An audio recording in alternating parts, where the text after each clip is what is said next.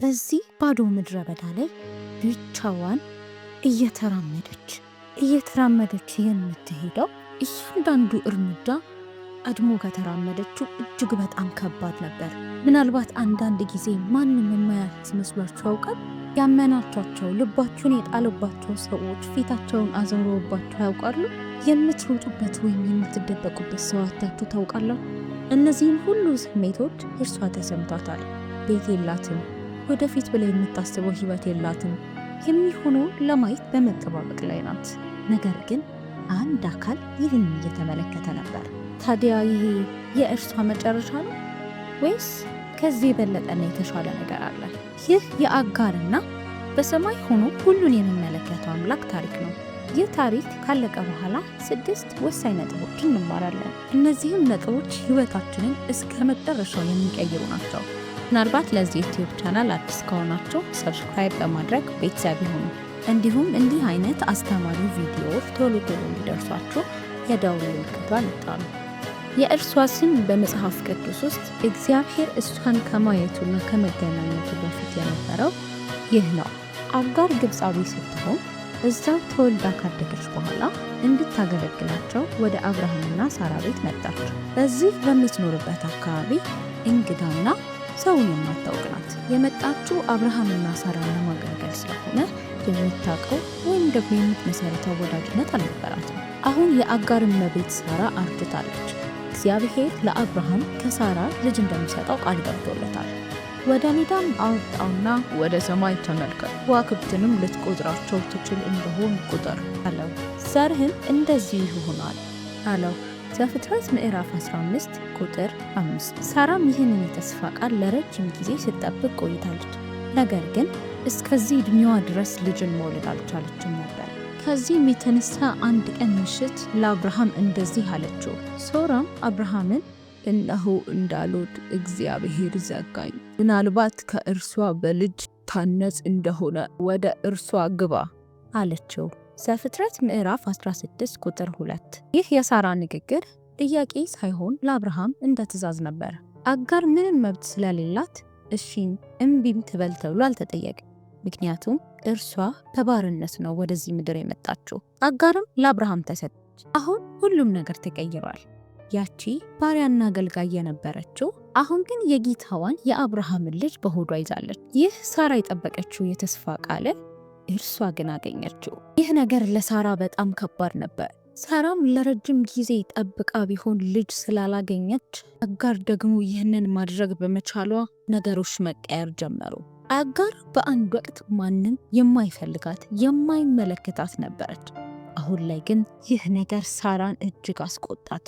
አጋርም በራስ መተማመኗና ራሷን ከፍ አርጋ መመልከቷ እየጨመረ መጣ። መጽሐፍ ቅዱስ ላይ እንደዚህ ይላል፣ እንዳረገዘችም ባየሽ ጊዜ እመቤቷን በዓይኗ አቃለለች። ዘፍጥረት ምዕራፍ 16 ቁጥር 4። ሳራ ይህን ስትመለከት እጅግ በጣም አዘነች። ለአብርሃምም እንዲህ አለችው። ሳራም አብርሃምን መገፋቴ ባንተ ላይ ይሁን፣ እኔ ባሪያዬን በብብቴ ሰጠው፣ እንዳረገዘችም ባየሽ ጊዜ እኔን በዓይኗ አቃለለች፣ እግዚአብሔር በእኔና ባንተ መካከል ይፍረድ አለችው። ዘፍጥረት ምዕራፍ 16 ቁጥር 5። አብርሃምም ሶራን እነሆ ባሪያሽ በእጅሽ ናት፣ እንደወደድሽ አድርጊባት። አብርሃምም እንደዚህ ካለ በኋላ የአጋር ስቃይ ጀመረ። ሳራም አጋር ላይ ብዙ ጫና ማድረግና ማሰቃየት ጀመረች። ታዲያ አጋር አንድ ቀን ይህ ሲበዛባት ከቤት ወጥታ ሄደች። ድው ባለ ሰውም በሌለበት ምድረ በዳ ብቻዋን መጓዝ ጀመረች። ነገር ግን እሷ ብቻዋን እንደሆነች ብታስብም ብቻዋን አልነበረችም። አንድ አካል እያያት ነበር። ምንም እንኳን በረሃው ሰፊ፣ ሰው የማይደርስበት፣ በአቧራና በአሸዋ የተሞላ ቢሆንም እግዚአብሔር ግን እየተመለከተ ነበር። አጋር እየደከማትና መተንፈስ እያቃታት ነው። ረጅም መንገድ ተጉዛለች። ወዴት እንደምትሄድ እንኳን አታውቅም። ልጇን ለመደገፍ ፀሐዩ እንዳይጎዳው ለማድረግ ብትሞክርም አልቻለችም። መድረሻዋን አጣ። እርሱም የሶራ ባሪያ አጋር ሆይ ከወዴት መጣሽ? የትስ ትሄጃለሽ? አላት። ዘፍጥረት ምዕራፍ 16 ቁጥር 8። አጋር ይህንን ድምፅ ከሰማች በኋላ ዙሪያውን መመልከት ጀመረች። ነገር ግን ማንም የለም። ደግሞም የሰማችው ድምፅ ብቻዋን እንዳልሆነች አረጋግጦላታል። እስከዛሬ አግኝታውም ሆነ ተሰምቷት የማያውቀው አንድ ልዩና እንግዳ የሆነ አካል ወደ እሷ ሲቀርብ ተመለከተች። ይህ የእግዚአብሔር መልአክ ነበር። የሚገርመው ደግሞ ስሟን ያውቀዋል። ማንም ሰው እርሱ በጠራት መንገድ ከዚህ በፊት ጠርቷት አያውቅም ነበር። አብርሃምና ሳራም ቢሆኑ ልክ እንደ ባሪያ እንጂ እንደ አንድ እንደተከበረ ሰው ጠርተዋት አያውቁም። በእርግጥ ለዓለም ምንም ነበረች፣ ነገር ግን በእግዚአብሔር ዘንድ የታወቀችና የምትታይ ነበረች። የእግዚአብሔር መልአክም ወደ እመቤትሽ ተመለሺ፣ ከእጇም በታች ሆነሽ ተገዢ አላት። ዘፍጥረት ምዕራፍ 16 ቁጥር 9። ወዴት ነው የምትመለሰው? ወደ ስቃይ፣ ወደዛ ወደ ጫና ወደዛበት ወደዛ ቤት ነው? ነገር ግን ቃል ነበራት። የእግዚአብሔር መልአክም ዘርሽን እጅግ አበዛል፣ ከብዛቱም የተነሳ አይቆጠርም አላት። የእግዚአብሔር መልአክም አላት እነሆ አንቺ ጸንሰሻል፣ ወንድ ልጅንም ትወልጃለሽ፣ ስሙንም እስማኤል ብለሽ ትጠሪዋለሽ፣ እግዚአብሔር መቸገርሽን ሰምቷልና። ዘፍጥረት ምዕራፍ 16 ከቁጥር 10 እስከ 11። አሁን አጋር እውነቱን አውቃለች። የተረሳችው ወይም ደግሞ በእግዚአብሔር ዘንድ የተተወች እንዳልሆነች። እግዚአብሔር መገፋቷን፣ እንባዋንና መቸገሯን ተመልክቷል። እሷም ቀና ብላ እንዲህ አለች። እርሷም ይናገራት የነበረውን የእግዚአብሔርን ስም ኤልሮኢ አለችው፣ የሚያየኝን በውኑ ደግሞ እዚህ አየሁት ብላለችና። ዘፍጥረት ምዕራፍ 16 ቁጥር 13። አጋር አሁን ይህንን ተረድታለች። አይኖቿ በእንባ ተሞልተዋል። ያለቀሰች እያዘነችም ቢሆን ነገር ግን እግዚአብሔር የተሰጣትን ተስፋ ቃል ታምና ወደ ባሪያዋ ወይም ወደ ቀድሞ ሕይወቷ ወደ ነሳራ ቤት ተመለሰች። ጊዜያት እያለፉ መጡ።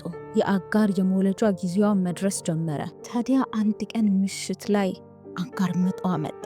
ልክ እግዚአብሔር እንዳለውም አንድ ወንድ ሕፃን ልጅ ተወለደ። አብርሃምም የተወለደለትን ልጁን በእጆቹ አቀፈ።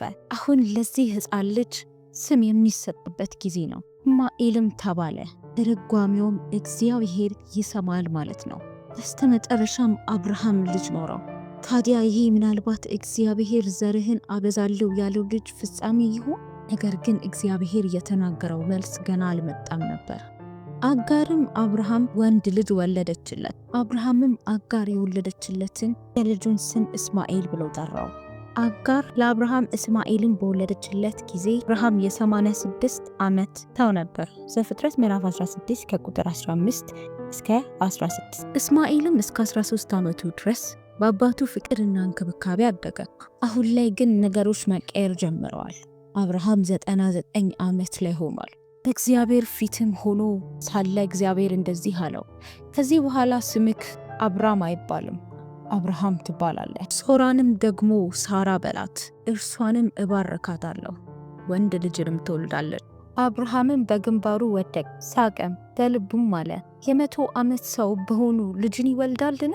90 ዓመት የሆናት ሳራ ልጅ ትወልዳለች? አብርሃምም እግዚአብሔርን እስማኤል በፊትህ ቢኖር በወደድሁ ነበር አለው። ዘፍጥረት ምዕራፍ 17 ከቁጥር 17 እስከ 18። ታዲያ ከዚህ ንግግር በኋላ አንድ ነገር በታሪክ ውስጥ ተገለጠ። እስማኤል ምንም እንኳን ቢባረክም ነገር ግን አልተመረጠም ነበር። ስለ እስማኤል ሰምቼሃል፣ እነሆ ባርኬዋለሁ፣ ፍሬያማም አደርገዋለሁ፣ እጅግም አበዛዋለሁ፣ 12 አለቆችንም ይወልዳል፣ ታላቅ ሕዝብም እንዲሆን አድርገዋለሁ። አልኪዳኔ ግን በሚመጣው ዓመት በዚሁ ጊዜ ሳራ ከምትወልድልህ ከይስሐቅ ጋር አቆማለሁ። ምናልባት ለዚህ ዩቲዩብ ቻናል አዲስ ከሆናችሁ ሰብስክራይብ በማድረግ ቤተሰብ ይሁኑ። እንዲህ አይነት ቪዲዮዎች ቶሎ ቶሎ እንዲደርሳችሁ የደውል ምልክቷን ይጫኑ። እግዚአብሔር እንደተናገረውም ሳራ እርጉዝ ሆነች፣ ይስሐቅንም ወለደች። እግዚአብሔር ቃል ኪዳኑን ከገባለትና ሊያቆም የወደደው ከይስሐቅ ጋር ነበር። ይስሐቅ ከተወለደ በኋላም ችግሮች መፈጠር ጀመሩ። ከዚህ በኋላ የእስማኤል እና የአጋር በዚያ መቆየት አስፈላጊ አይደለም። ምክንያቱም እስማኤል ቃል ኪዳን የተገባለትና በእግዚአብሔር የተመረጠው አይደለም። አጋርም ደግሞ ከዚህ በኋላ በልጇ ምክንያት ምንም አይነት እንክብካቤ አይደረግላት። አብርሃምም ይስሐቅ ጡት በጣለ ጊዜ ትልቅ ግብዣን ለሰዎች አደረገ። ታዲያ በዚህ ጊዜ ሳራ አንድ ነገር ተመለከተች። የአጋር ልጅ እስማኤል ሲስቅና ሲያሾፍ ተመለከተች። ሳራም በቁጣና በመናደድ ወደ አብርሃም ዘንድ ሄደች። አብርሃምንም ይቺን ባሪያ ከነ ልጇ አሳድድ፣ የዚች ባሪያ ልጅ ከልጄ ከይስሐቅ ጋር አይወርስምና አለችው። ዘፍጥረት ምዕራፍ 21 ቁጥር 10። ሳራ ይህንን ያለችው እጅግ በጣም በቁጣ ነበር። ይህ ንግግር አብርሃምን በጣም አስደነገጠው፣ ምክንያቱም እስማኤልን ይወደው ነበር። አብርሃም ግራ ተጋባ። ምንም ቢሆን እስማኤል የራሱ የሆነ ስጋና ደሙ ነው፣ ሊያጣው አይፈልግም። ነገር ግን የሳራ ንግግር ጠንካራና ግልጽ ነበር። አብርሃም አንድ ነገር ተረድቷል። ይህ የሳራ ንግግር ከቅናት ያለፈ የእግዚአብሔር ዕቅድ እንዳለበት። እግዚአብሔርም አብርሃምን አለው፣ ስለ ባሪያህና ስለ ብላቴናው አትዘን፣ ሳራም የምትነግርህን ቃል ሁሉ ስማ። በይስሐቅ ዘርህ ይጠራልሃልና የባሪያይቱን ልጅ ደግሞ ሕዝብ አደርገዋለሁ፣ ዘርህ ነውና። ዘፍጥረት ምዕራፍ 12፣ ዘፍጥረት ምዕራፍ 21 ከቁጥር 12 እስከ 13። በንጋታውም አብርሃም ምግብና ውሃ አድርጎ ለአጋር ሰጣት፣ ከልጇም ጋር ከቤት አስወጣት። አጋርም በእያንዳንዱ እርምጃዋ ውስጥ አንድ ጥያቄ ወደ ጭንቅላቷ ይመላለስ ነበር። እግዚአብሔር ሆይ አሁንም ግን ትመለከተኛለህ? የበረሃው ፀሐይ እጅግ በጣም ከባድ ነበረ። አሸዋው፣ ንፋሱ፣ አዋራው ለአጋርና ለልጇ ሕይወታቸውን ከባድ አድርጎባቸዋል። በእያንዳንዱ እርምጃቸው ውስጥ ጭንቀትና ግራ መጋባት ነበር። ብዙም ከመጓዛቸው የተነሳ ሰውነታቸው ውስጥ ያለው የውሃ መጠን እያነሰ መጥቶ ነበር። አጋርም ምንም ማድረግ ስላልቻለች ልጇን መሬት ላይ አስተኛችው። እሷም ርቃ ተቀመጥ፣ ልጄ ሲሞት ዝም ብዬ ማየት አልችልም። ቁጭ ባለችበትም መጸለይ ጀመረ። እግዚአብሔርም የብላቴናውን ድምፅ ሰማ። የእግዚአብሔርም መልአክ ከሰማይ አጋርን እንዲህ ሲል ጠራት፣ አጋር ሆይ ምን ሆንሽ? እግዚአብሔር የብላቴናውን ድምፅ ካለበት ስፍራ ሰምቶታልና አትፍሪ። ተነሺ፣ ብላቴናውንም አንሺ፣ እጅሽንም በእርሱ አጽኚ፣ ትልቅ ሕዝብም አደርገዋለሁ። ዘፍጥረት ምዕራፍ 21 ከቁጥር 17 እስከ 18። የሚያስፈራው በረሃና የውሃ ጥም አላጠፋቸው። እግዚአብሔር ከሰማይ ተመለከታት፣ ሰማቸው። ያ ያገኙት የውሃ ጉድጓድ መዳኛ ሆነላቸው። የአዲስ ሕይወት ጅማሬ፣ ተስፋ፣ የመበርቻ ስፍራ ሆነላቸው። ነገር ግን በምድረ በዳ መኖር ቀላል አልነበረም። እስማኤል በምቾትና በድሎት አልነበረም ያደገው። ያ የባሪያ ልጅ የነበረው እስማኤል አሁን ደግሞ የበረሃ ልጅ ሆነ። በብዙ ችግር ውስጥ አደገ። እግዚአብሔርም ከብላቴናው ጋር ነበር። አደገም፣ በምድረ በዳም ተቀመጠ፣ ቀስተኛም ሆነ። በፉራን ምድረ በዳ ተቀመጠ። እናቱም ከምድረ ግብፅ ሚስት ወሰደችለት። ዘፍጥረት ምዕራፍ 21 ከቁጥር 20 እስከ 21። ስለዚህም አሁን ለእስማኤል አዲስ ሕይወት ተጀመረ። አዲስ ሕይወት፣ አዲስ ሰዎች፣ አዲስ ቤት። የእስማኤል ልጆች መሪ ይሆናሉ እንደተባለው 12 ነገድ ሆኑ።